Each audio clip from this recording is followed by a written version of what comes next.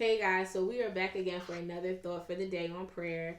And the nugget for today is, what do you need for the task? What do you need to be asking for the task? And I say that because God has given every single person purpose, mission, and He has set us on a journey. And so, in setting us on a journey and giving us directive and giving us instruction, sometimes we need to know what we need, or we need to ask for what's needed to complete that task, that purpose. A lot of times, when I was a teacher, I would have students say, "Oh, I don't want to do that. I don't want to do that." But you would have like that one or two student that would ask, "Okay, so how do we do this?" Right? I want us to shift from being the full class of saying, "I don't want to write the 60-page paper," to saying to God, "How do I write the 60-page paper?"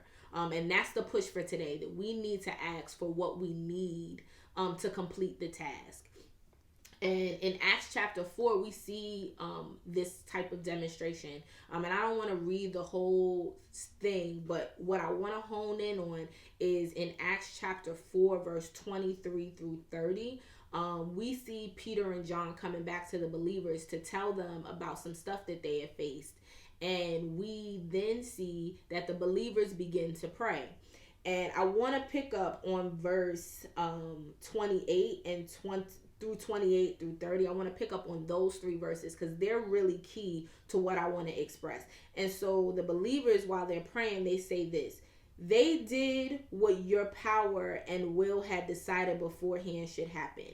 Now, Lord, consider their threats and enable your servants to speak your word with great boldness. Stretch out your hand to heal and perform signs and wonders through the name of your holy servant Jesus." So I want to hone in on the fact that we are facing different tasks, different assignments, different purposes. And we got to stop trying to pass the task over. We have to stop trying to not deal with whatever we're facing. Because when we don't face the task, when we don't want to complete the task, we can't get through this stage, this point, and we can't get to the greater picture. Like I said, I was a teacher. If students didn't complete the assignment, they didn't pass my class. And let me tell you, I failed students. I failed them with a smile on my face. And I failed them because I can't move you to the next level. I can't put my name on saying that you are guaranteed and able to do the work and to face the world if you don't complete the assignment, if you don't complete the test, if you don't complete the class. A lot of us are asking that God would shift us into something greater, into something bigger. And He can't sign His name off on it. Stop sitting in conversation asking that He would approve you for something, that you would get something, and you don't want to do the work. Right?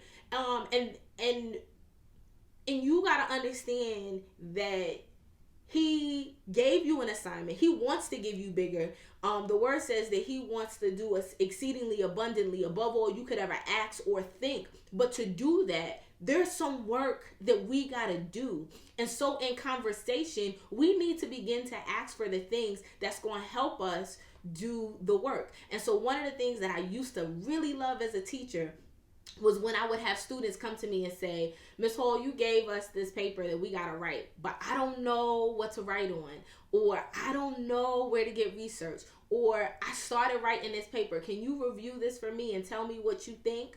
I disliked when students would cheat. I disliked when students would try to get over. And I know that if I dislike that as a teacher, that God dislikes that of us. Stop trying to get over on God. Stop trying to get past the task, the assignment, and to get a quick fix and cheat your way through the process. We cannot cheat through the process. We got to do the work.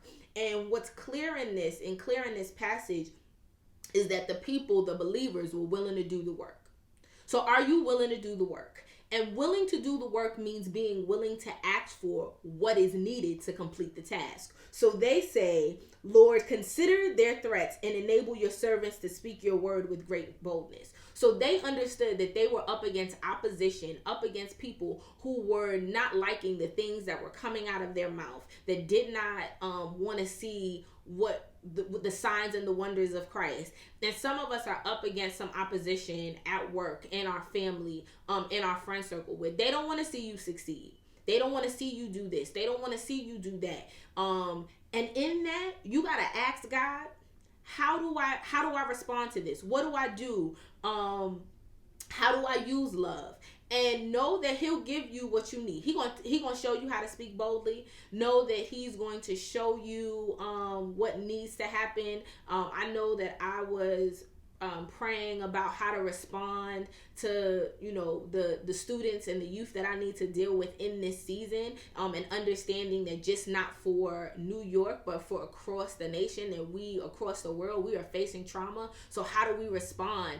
And one of my girlfriends, Tiffany, shout out to you, on a podcast yesterday, she was talking about a book that I needed to pick up, and she wasn't saying it directly to me, she was saying it out to the people, but it was an answer to a prayer, right? And I think we have to be able to see and to know that we need to ask how to complete the task.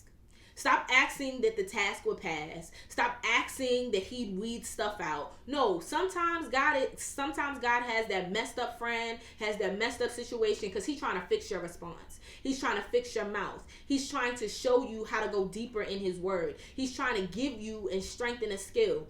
When I was working, I would have some of my employees say, well, I don't want to do this and I don't want to do that. But I was trying to strengthen them for something bigger, because I saw something bigger, because I knew something bigger. And so in this season, stop asking that the task would pass, but ask God in prayer, what do you need? Ask God for what you need to complete the task. And I know that that's going to change some things for you. So stop asking that the task would pass, but ask for what you need to complete the task.